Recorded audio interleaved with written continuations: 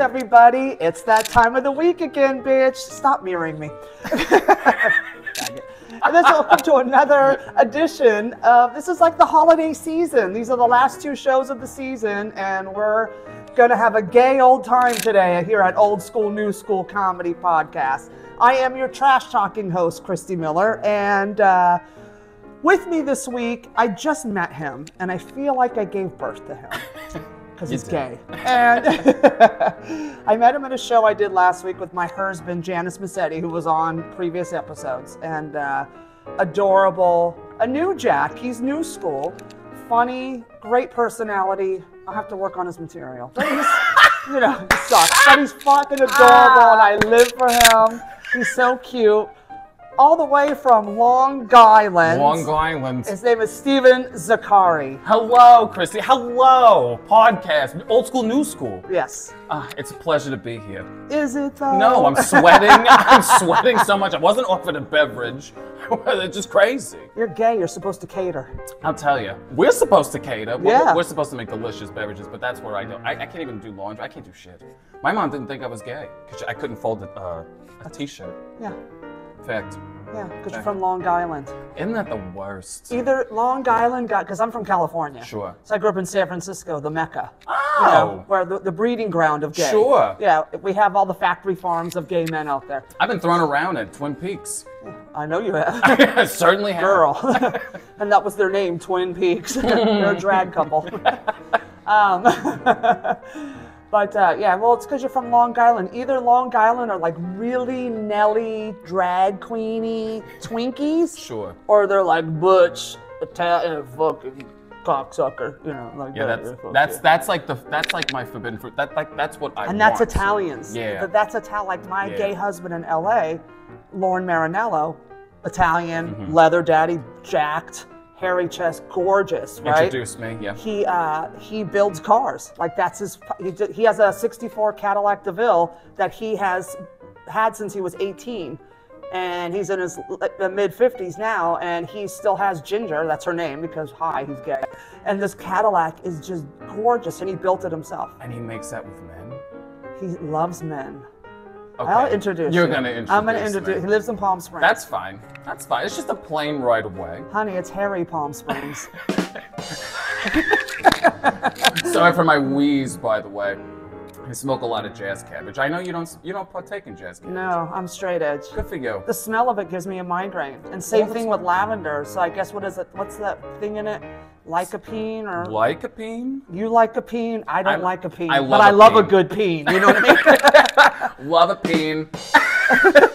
Although I gotta be honest. You know what I really can't fucking stand? I don't care for a dick pic. I don't care. Rude. No, I really don't. Get out. No, let me tell you something. I'm way more interested in a chest pic, an arm pic. You know what's sexy to me on a man? Tell me. Forearms. That's what I'm screaming. And hands, because that means they're strong. They can carry shit. I want to see calluses. I know. My boyfriend's a lieutenant with the FDNY.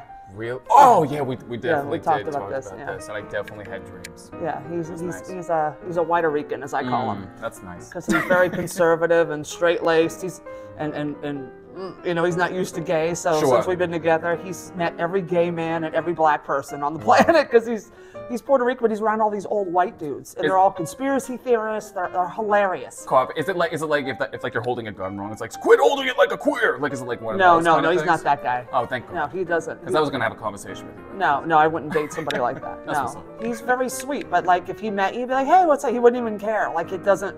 He's just not exposed. That's all his problem is. And then but he would do anything for people. I mean, the man runs into burning buildings for fuck's sake to save people. And I would never do that. Me neither. Never. I'm like, girl, my hair will get fucked up. I was just thinking, like you ever see Squid Game?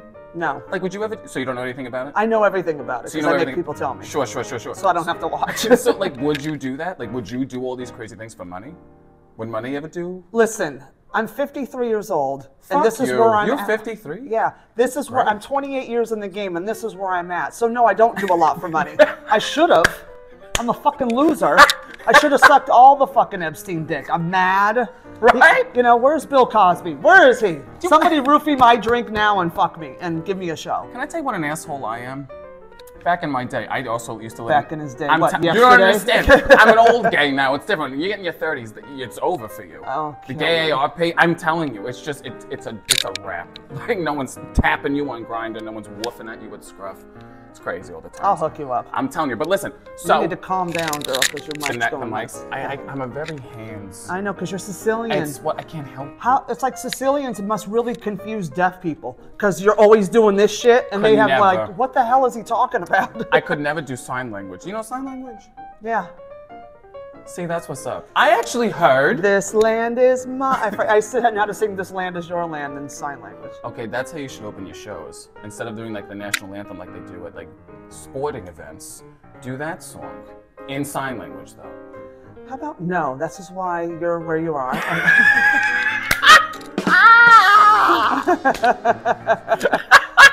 Oh, I like you. So I love you. So tell me, how long have you been doing stand-up? I've been doing it probably like 2.5 years, but I mean, I guess I kind of started. Okay, it's kind of a weird thing. I moved out of New York when I was 18, right? Mm-hmm. And I lived in Japan for 5 years. When I came back, I was in New York for a couple of years, and I wanted to be performing, but I didn't know how.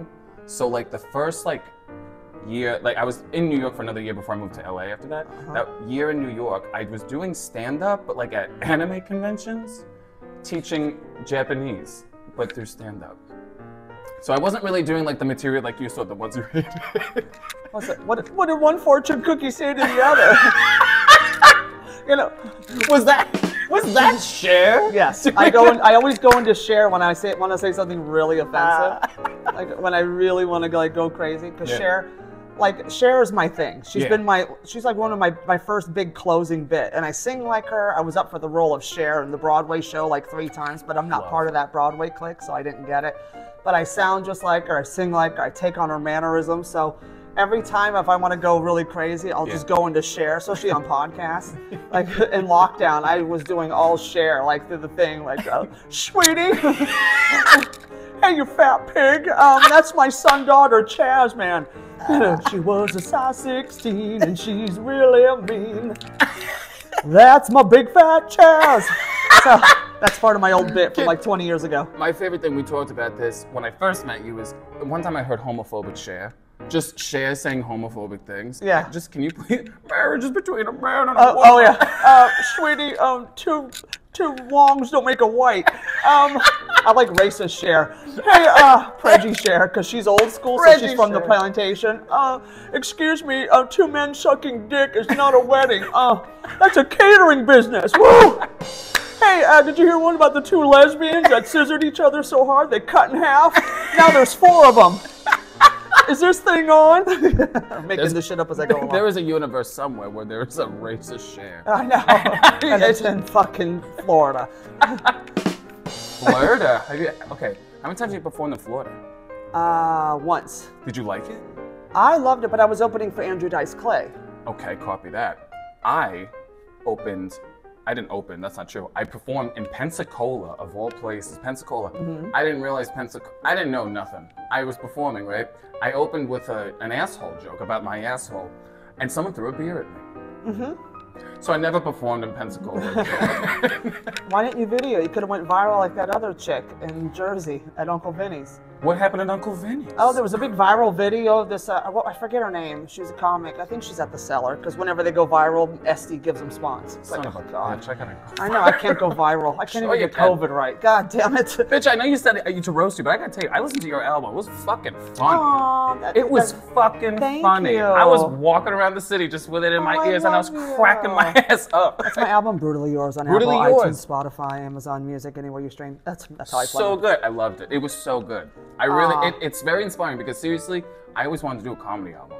Right. And just listening to you has really kind of like lit the fire. Like, it's just so nice. It was so funny. It's like good for a walk, good for a road trip. It's just silly shit. Yeah, it's just like, who talks like this?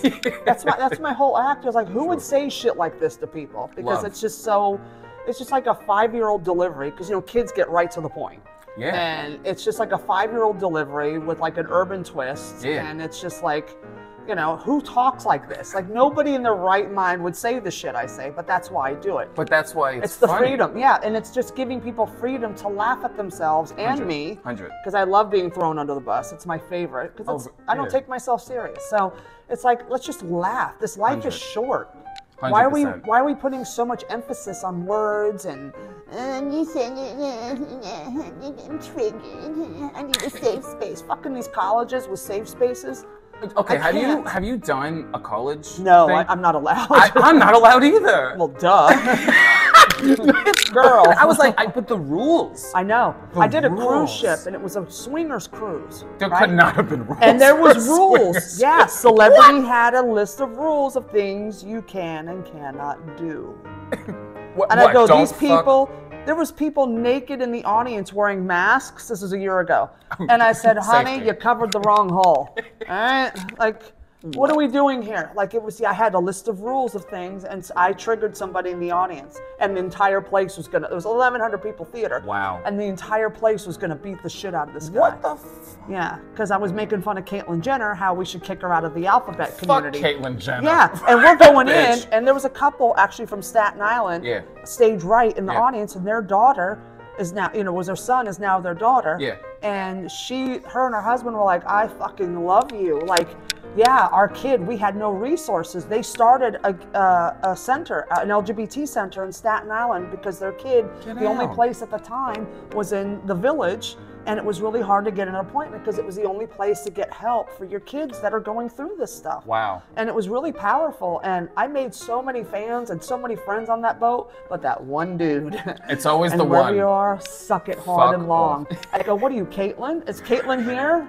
Girl, you look like shit in that t-shirt. I fucking hate Caitlyn. She's a waste of the letter. Truly. And then we really gave her a is. show. We gave her a show. I mean, they took it away from her real quick. Remember I Am Kate? Yeah. Terrible. I actually know a little insider info. I had a joke about that. I said, I go, did you see her new show, Kate plus 8 inches? Nothing? Come on, people. That's good writing. That is real good. Right? It's Kate. I was going to say, they took all the marketing material of I Am Kate, because I used to work at Buena Marie for a minute as a PA. How you doing? But they took all of her stuff. PA stands for pissant, right? That's exactly what it stands for. That's and Hollywood talk. You impressed yet? They took all of the logos of I Am Kate and they just made it into a storage unit. It says I Am Storage and it just has her face. And they put all their stuff in there because they didn't know what to do with it. Oh my God, I love them. Me too. I love that too. I love that because fuck that big bitch. Fuck that bitch. I hate she her. is a waste of a fucking alphabet letter. Let me ask you, I just want to switch gears really quick because I am very curious because this is very old school, new school, I feel. Yes, it is. Sometimes when I go to clubs, and first, I don't necessarily see it a lot in New York, although I'm starting to a little bit, but I saw it a lot in LA. Yeah. You go to a show, you're performing to the audience. Someone gets up there and they set up their tripod right next to the stage. Yeah. And it's like they're performing for the phone. Yes, they are. What's that about? That's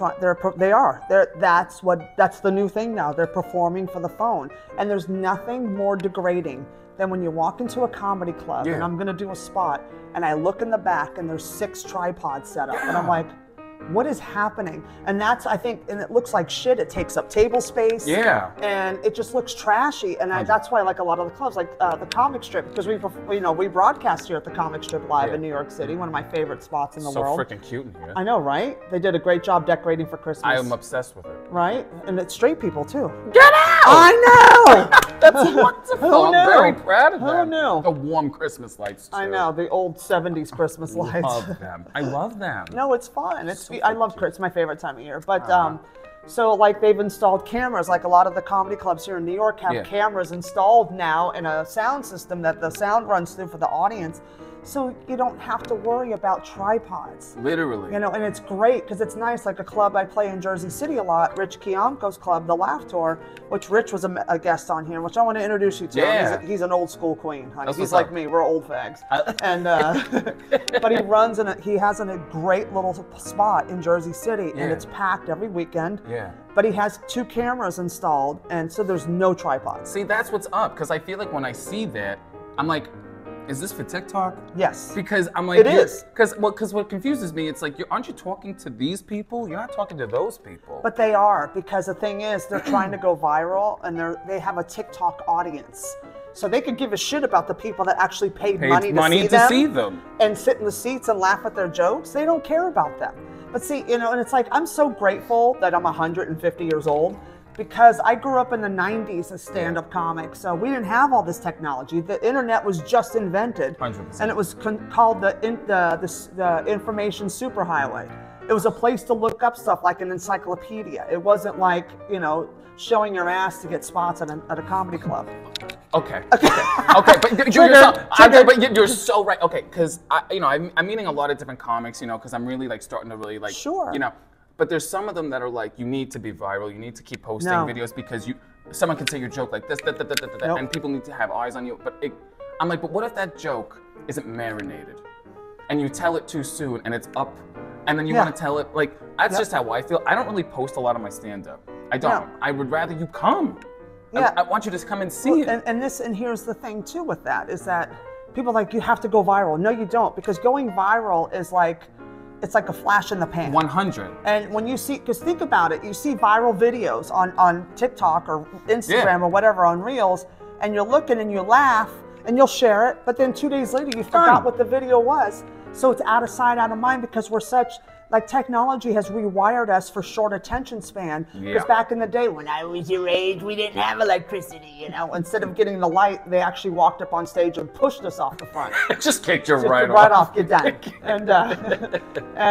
But it's like, we used to have long-term memory. We don't have long-term memory anymore. Like, nobody reads books. Nobody watches a movie. They have to binge everything. It's crazy. Nobody can just enjoy it. Like, I still love, you know, there's a couple shows on network I still watch, like Chicago Fire, Chicago Med, and Chicago PD. You love Chicago.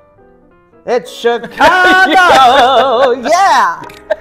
Anyway, my mom's from there, so. Oh. She's a whore. Anyway. She fucked the Cubs. Anyway, that's what's up. Wow. I wish she did. I really wish she did. I was going to say, good for her. My mom's dead. Well, you know. It happens. She's doing it somewhere. You know, she came and went at the same time. Hack joke number 212. Hack joke number 212. But it's nobody. Everybody's so short attention span that people forget. So you're better. Like, I was talking to there's like some social media people that I watch on, you know, like YouTube and stuff, and watch how to build a platform, and they're all and what I've always believed, maybe because I'm old school, and I don't think the new way because I wasn't raised in it. So I always thought, you know what, I'm just going to put content out there, so that way it's sustainable. It's like stand-up. I've done 20-something years in the trenches. You know, I'm 20. This month is my 28th birthday as a comic. So, you know, I've spent all my time in the trenches, on the road, in clubs, and fighting, and working, and writing, that I know that if something popped, I have the sustainability to maintain it. Copy that. As of, like, say you today, you do a comedy bit, and the clip goes viral, and you blow up. How are you going to headline a club 100%. with 6 minutes of material? 100% agree. So you can't. No. And it's not sustainable, and people catch on quick. And then the people that really follow you can't go to comedy clubs because they're usually not old enough. And they don't live in New York fucking City. You know? 100%. And so it's like, just work on being sustainable, work on being a great comic. And that way when it hits, you're never going to lose it. It's like building a house. You can't put a roof on a house and go, okay, we're done. No, you got to build the foundation, 100%. Build the walls, the beams, and everything, electricity, the plumbing. You got to stick all that shit in there and decorate. Well, and that's the thing. Like, I want to do all that. Like, I want to be in the trenches. No, when I met you last week, I could tell. You know, I could tell. I was like, he's adorable. And you know, when I go on stage and I roast you, I loved it. That means I like you. I loved it. Like, he used to be fat, right? Yeah, he was fat. 287 pounds. Yeah, and in gay weight, that's 712. So, but when he said he lost all that weight and he's like working out, and I'm like, what is he on? Homo Ozempic? That's so good. But I'm quick. It was great. I'm quick. Like, everything. Everybody's like, your brain. My brain goes. But I loved it because, like, for me, it's kind of like, not to get too like deep in it, but like for a long time. Years ago, I was dating this guy. He's an asshole, but he really convinced me that I was not funny.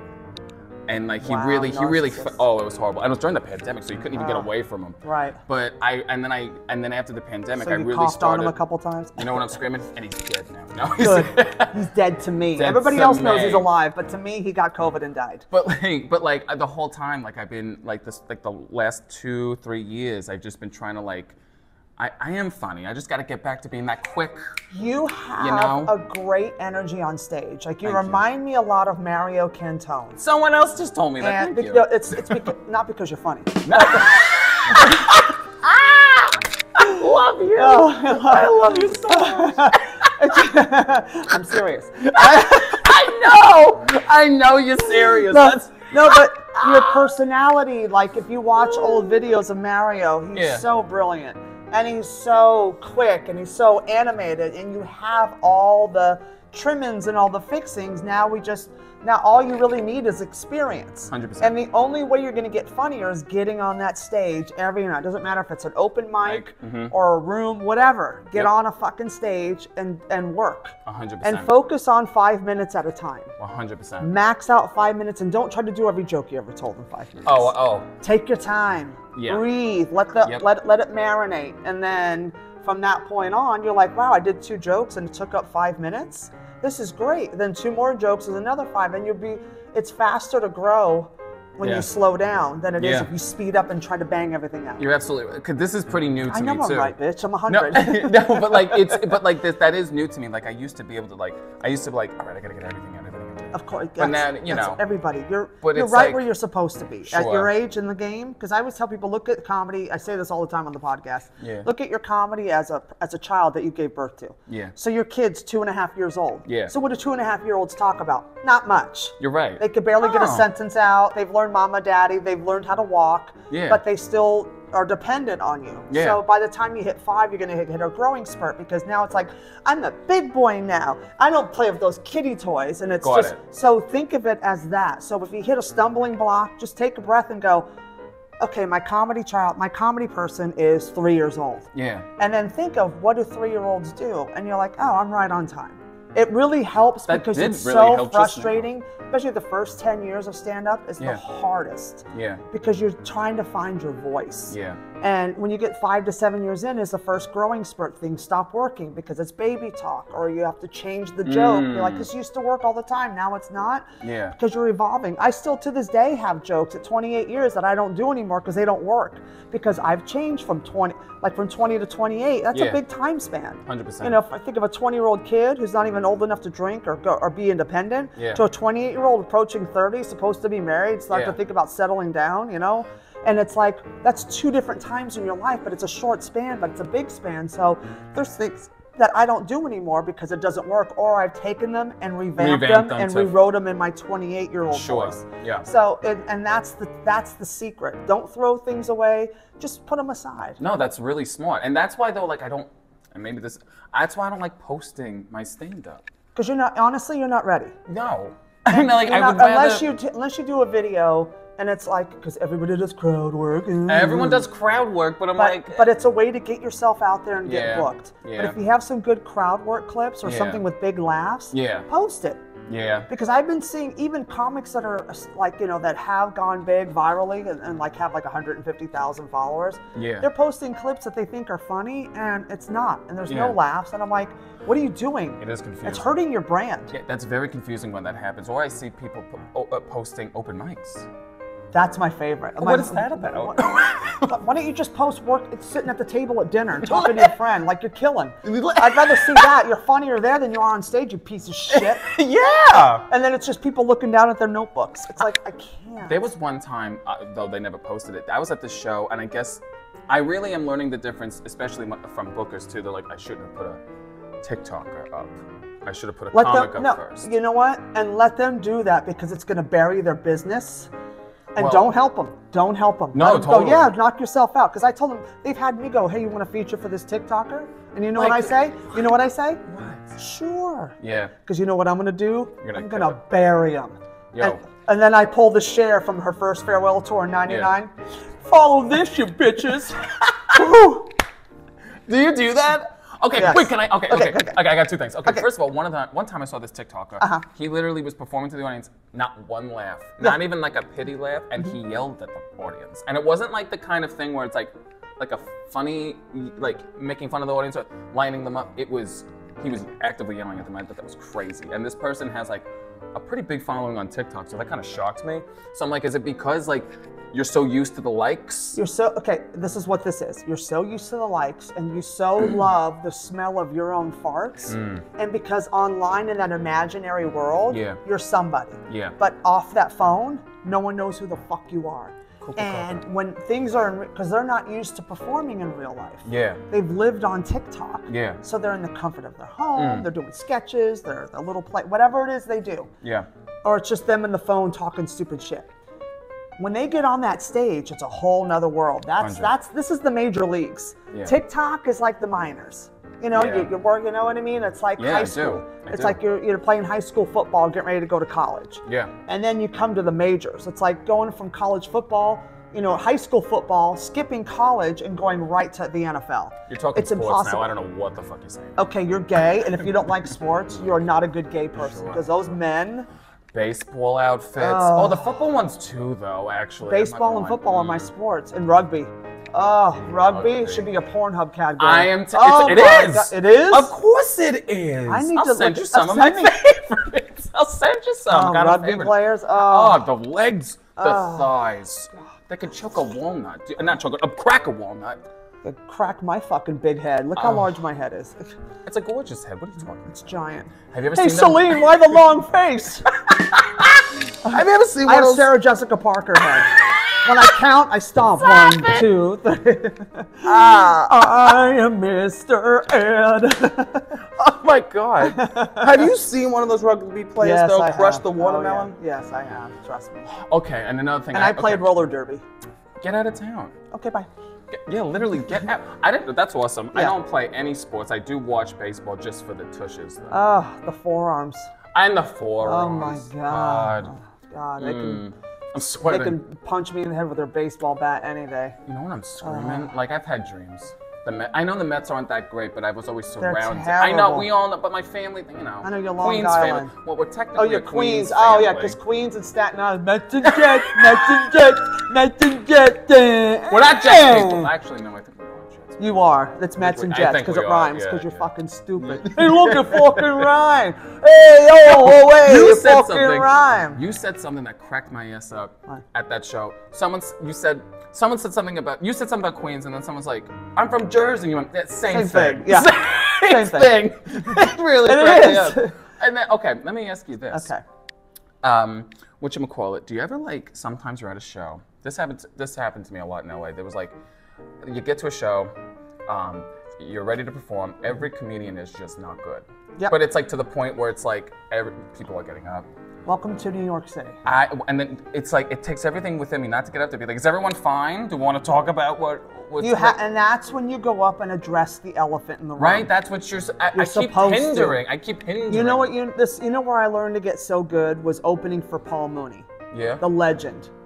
Now that is an extremely die-hard Mooney fan audience, hardcore, urban. Yeah. It's Paul Mooney, the Godfather, the one that takes race to a whole new level. Right. Legend. He was like a father to me. Yeah. Working with him in those rooms, sold out shows, 300, 400, 500 people. So cool. And being the white girl in the room, you had to bring it. Yeah. And if something was like Mooney gave everybody a shot. Paul Mooney was one of the most generous human beings I ever had the honor of knowing.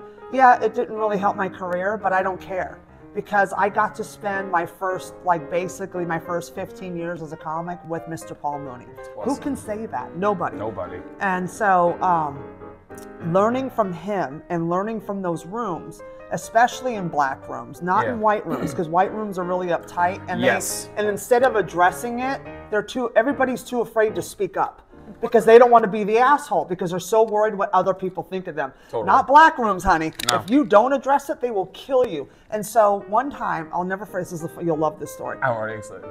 So I'm with Mooney at Caroline's. Yeah. And Mooney let this guy who was in The Lion King go up, and I guess, well, he probably tried out for The Lion King. I don't think he was in it. you know, nice looking, light skinned black guy, played guitar, went on stage and sang Jelly Roll. It's like an old country ass, you know, slave song, I think. So, and it was just so, and the crowd, and this is why I love black audiences.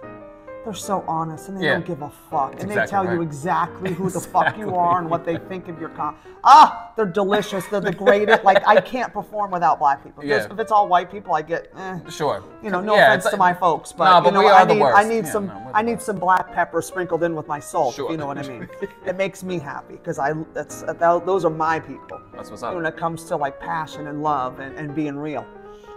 So I go up, so this guy's bombing. Yeah. So I have to follow him before I bring up Mooney. I'm already cracking. So the only thing, because I'm quick. Yeah. I walk on stage and they see this white girl now. Now they're like, and I go, well, you just had Jelly Roll, now you got Jelly Sandwich. They went, I mean, I had to wait literally like 2 minutes for the laughter and the stomping.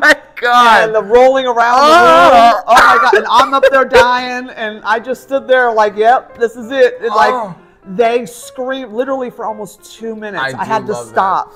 And they went nuts. And it was, and I had them. And then I just murdered them after that. And then Mooney went up. And just. That's so good. Oh, it was so, I could hear Mooney in the back. That's how he laughed when he loved something. Oh my God, we were dying. But it was like so tense in the room. And you know me, I'm going to go in for the jugular because I think it's funny. No, but that's really smart because like I always want to like address it, but I always hinder because I'm afraid I'm gonna like offend somebody. Not even the audience. I'm afraid to offend the comics. No. Stop being a good gay. Okay. No, I'm going to teach you how to be a diva. Please teach me. Okay, I'm going to teach you what the drags taught me growing up. Roast the shit out of them. Yeah. If you ever feel insecure, the audience is going to feel it and they're going to eat you alive. Fuck the comics. They don't. Fuck them. Nobody cares. Be funny. You're right. It's basically the motto. Yeah. Watch Drag Race. Oh, Watch them in the workroom. Watch how they roast them on the runway. Yeah. Listen to how they read each other for filth and not give a fuck. So you think that applies to that does apply to comics? It 100%. I know that sounds like a silly thing. It's just I was always scared to like. What if they don't? No. Then you questioning them is questioning yourself, and they're gonna not follow you. You're right. I have done the most stupidest shit on stage and sold it to people that would never believe it. Yeah. But put my take on it, like what I would want to happen. Yeah. And they go right with you because I commit 100,000% to everything I say. I don't back down. That's why I can get away with murder on stage. I can say crazy shit on stage, but because I commit to it and it comes from a sweet, loving place because I just want it. It's coming from, let's have some fun. Life is great. Yeah. So it comes off that way, soft and lighthearted, because I've said some shit that should have got me shot. Seriously. Yeah. And like Paul Mooney told me one night when I got off stage, I killed, and he always stood in this is the thing, he was so amazing as a mentor. He would stand in the back of the room at his own show every night and watch me. That's awesome. And he goes, honey, he goes, you killed. See, that was probably like a trophy. Right? Oh, it was like a badge of honor. And he looked at me, he goes, honey, they're going to want to lynch you. And I said, what? Why? What did I do? He goes, no, these comics are going to want to kill you because you have a freedom they don't have and they never will. He goes, they're going to come for you. Watch. And he was right. Yeah. He was right. Wow. Comics hate me. Audiences love me. Comics will hate me. Bookers hate me.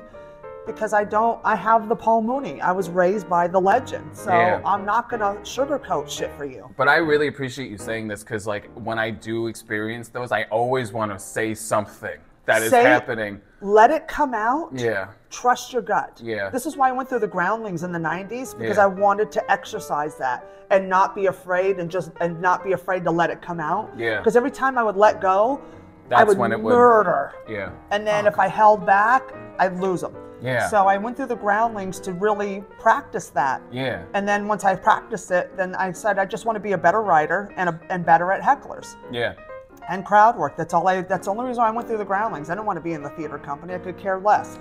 But so I did that, and that really was like that little secret ingredient to who I am, because I was raised by drag queens and gays and watching them and hearing all the sass and loving it, and like, oh, this is so funny, because you just don't, because when you roast somebody or you roast an audience or whatever, that's a trust thing. Yes. That is unwritten, and you can't make it up and you can't fake it. That's exactly why I think I have a problem though when people put their little TikTok setup, because I'm like, I feel like you're losing that connection with the audience, because isn't this like all these jokes, everything I'm saying right now, right? It's for the room. Yeah. So what you do is go up and do your shit. Yeah. Who cares what they do? Yeah. Don't you're right. worry about what they do. You're right. Worry about what you do. Because right. you're the only one at night that you have to answer to. You're right. They don't give a shit about you because they're too busy looking at their phone. You're right. So you go up, and if they're too busy performing for the phone and losing the room, you go up there and you fucking and then I own can say that room. You're right. And address it. You're right. Say, I am just say next time, like say something like this, like, oh, I guess I should have had you guys hold your phones up so I could perform. Is this the thing? Like, make fun of them. 100%. And make the audience feel like you see their pain, you see what's going on. Yes. And then that's how you win an audience over, is that you address whatever happened. Yeah. That's negative. Yeah. And have fun with it. Yeah. And show them, like, I see you. I got your back. Like, you're not crazy for thinking that, because it's really what's going on, and that's your job. I really needed to hear this. I really, really needed to hear this. I know. I'm just saying. Hey, Grandma, can you tell me some more wisdom from the 1700s, sweetie? What was it like when you guided the boat into shore after they came from, the Amistad? You remember that one, sweetie? Amistad. That was a great cruise. Yeah, I was the cruise director. I told people where to row.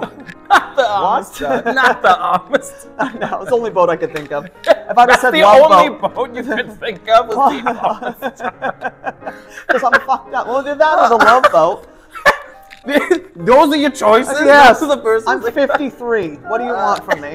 The love boat or the Amistad? They're both slave ships. Anyway. Oh, I'm obsessed. So I know you're only 2.5 years in. So I know you do a show at Stonewall. Yes. So this is your show? Yeah. It's called Forbidden Fruit. I do it every. You know what I'm screaming? I do it every month at Stonewall, and and I feature my fruity friends. Although there's some allies. But when am I going to do this show? You're literally going to do the next one. Okay, good. The next one is December 16th, but then one after that, you're absolutely going to. Perfect. 100%. Perfect. Yeah. 100%. I was like, first of all, after I saw you before, I'm like, oh, fuck! I was like, why did I fuck already? But like, absolutely the next one. Then we'll kick off the new year right. Yeah. So, so you're doing it 2.5 years. Do you have any? I know that you only had like 3 gigs your whole life now. What is do you have any like hell gigs? Like us old road comics, we have hell gigs where you go to a club somewhere out in bumfuck and it's like Roadhouse or it's like Insanity, or it's so funny and insane. Like, do you have any hell gigs that you were like, oh my God, this is the craziest shit I ever? Like so when you say crazy, you mean like it was like hilariously crazy? Whatever's a hell gig, like, oh my God, we call them hell gigs. But if it was hilariously crazy, that works too. Okay, well maybe this could be considered a hell gig. In 2016, I got invited to perform. I should not have inauguration. First of all, I should not have been offered this. I was invited to perform in Abu Dhabi, in the Middle East. God, that is the gayest thing ever. Before 5 o'clock. It gets gayer. It gets gayer. First of all, the particular area very anti-gay. Yes. Check this out. You land. My hotel was the Yas Hotel. Yes. It's Yas Hotel on Yas Island, and I performed at the Yas Forum. And they're so and I remember I logged on to like Grindr and Scruff, everything's like anti-gay. Mm-hmm. All the audience members, they were all men holding pinkies. I think that's the gayest thing I've ever seen. Oh, that's so cute. I know, but I don't know if that really is that really a hell gig, but it was just like, this is so hilarious. But that's funny. I'm in the middle of the Middle East. You know what they were all doing? Oh, pinky swear that you don't tell my wife. I love that little jingle. I know, it's the rim shot. It's so good. Right. I'm so pleased. So, okay, I always love to wrap up the show with 2 questions, because to me, like, you ask comics questions or whatever, we talk, shop or whatever, but no one ever asks these, and I think they're stupid, and I love it, and it's entertaining for me. Is there a bit that a comic has written that you went, oh, and you watched it, you go, fuck, that is brilliant. I wish I had written that. It's actually Janice Insetti. She said something that I wish I'd said. She's got a lot of great lines. She got a lot of great lines. She said this, the audience, I'm not kidding, one woman got up and ran around her table. Her table. She was like just going on and on, just, you know, and she just went, I'd kill myself, but my apartment's a mess. Everyone loses their mind. And then she like added a tag, like she's like, what was it? It was like, you know, they would go to my house, see me dead, and they'd be like, oh my God, she was robbed, the place is a mess. And then my mother would go, she was a pig. God, I love Janice Massetti. I love her so much. She's so great. So brilliant. I wish I wrote it. It's so good. I would kill myself on my apartment. It's such a Janice line. It's so brilliant. I love her. Yeah. So I know that you're a child. I know you're old in gay years, but you're young in straight years. Thank you. Us comics, like us old school, like I love street jokes, and everybody, and they're dad jokes, street jokes, whatever. And you're Italian from Long Island, so Italian dads have a lot of good street jokes. Sure. So, do you have a go-to street joke? Okay, my father wasn't in the picture. Get a new story, gay. But I do have. I don't know if this is really a street joke, but I would say it all the time. And I realized now, as I wrote it down today, I was like, I used to say this all the time. And I thought it was the funniest thing. I'm like, I think this was just bullying. I think it was just bullying. Everything's bullying, but it's funny. The joke would be, I'd go up to someone and be like, oh my God, you know who's talking about you today? They'd be like, who? And I'd be like, nobody. We'll be right back. Oh, that's great. So stupid, that's but I loved it. But that's what. I loved it. Yes. You know who's talking about you? Not me. Who? I don't even know where I am, sweetie. Sweetie. I gotta get better at my Cher impression. No, you don't. It's mine. It is. I really can't wait till the day I see you performing as Cher. Oh, it's gonna happen. It'll happen. Absolutely gonna happen. It'll happen. But I love you to death. Now, I love you. I'm just so happy I met you. I'm so happy I met you. And adorable. And go check out his show at Stonewall once a month called Forbidden Fruit. Forbidden Fruit. Where can the great people that listen to this show that I love so much and appreciate, God, I'm such a suck up. Where can they find you on the socials? You can find me at Hey Steven ZAKARI, HeyStevenZakari. Okay, you know he's gay because if you're listening on Apple or Spotify right now, he did the neck thing. I can't help it. I can't help it. Yes, he's a good girl. She's I am voguing. a good girl. She's from House La Beja. I love just saying that. I love just you saying anything. Oh, I love you. And also stream your comedy album. Oh yeah, Brutally Yours on iTunes, Amazon, Spotify, anywhere you stream music. Yes, get my album. It's fun. Thank you for listening to that. Of course, by the way. It was so fucking funny. Oh, really thank you. It's so what was your favorite bit before we go? God. What made you laugh the hardest? The beginning. My favorite. And about 20-25 minutes of that was brand new material I had. Really? I was gonna say the first. I did an hour and a half that night. We cut a lot. I was actually curious. The first track, I wanted to know if that was you just ripping, like just that with Prince Charles. Yes. Yeah. That was all riffing. That was all riffing. I need Queen. This is the comedy queen. It was so good. Thank you. It was so good. Okay, that's a great example of trusting your gut and going with it and just letting it flow. Yes. So listening to my album, you're going to hear a lot of shit that came out that was out of the blue, that just came as I've written the bit or the premise of it, and then just tags that added because I was so in the moment. Yeah. Like even the part with Pete Davidson looks like a fentanyl was a person. That came out of nowhere. And it killed. And then the one so and the Roe versus Wade one, like women of my age having babies, don't do it because that kid's gonna come out. Bam! That was out of the blue. That was the biggest laugh of the entire album. Like I had to stop and let them breathe for a minute. But where did you record that? I recorded it here a year ago, September. So fucking cool. Yeah, it was also here at the Comic Strip Live. Yeah, no, I love this club. This is very old school, so that's why I like to come here and I like to do the club thing here. And Tommy Latch, the booker, is really great to me, and Jeannie's wonderful to me. So yeah, it's a really great family. And but I love that you were here. I love that I'm here too. I love you, and I hope we do more shit together. We're definitely doing more shit together. 110%. You're gonna be in Forbidden Fruit next month. That's 100,000%. I can't wait. But oh my God, I'm like so excited to just run things by you. Of course, anytime. I'm so excited. Like, anytime. You really inspire me, like dead ass. Like I listened to Aw. that album, then I saw you that night. I was like, I just want to be like that. Like you just are so undeniable. Thank you. You really are. I really mean that. Like Thank you. That means a lot because a lot. I have a hard time in this industry because I'm by myself. Sure. I don't have representation. Doesn't help. Or Yeah. at least the ones I had. But anyway, I digress. As Janice Massetti would say, other than that, how are you? And at the end of the day, it's night. And on that note, this has been Old School, New School Comedy. And thank you, Steven ZAKARI, for being here with me. I've been Christy Miller. And please follow us on Instagram at it's Steven ZAKARI. Hey, it's at Hey Steven ZAKARI. Okay, because I'm fucking retarded. Oh, can I say that, sweetie? You can. You used to be one to yours. Yeah, I'm still, because the wig's tight. And you can follow me at Christy Miller Comedy on all the socials, and follow this show at Old School, New School Comedy on the Instagram as well. So please like, subscribe, and share the show. We love you.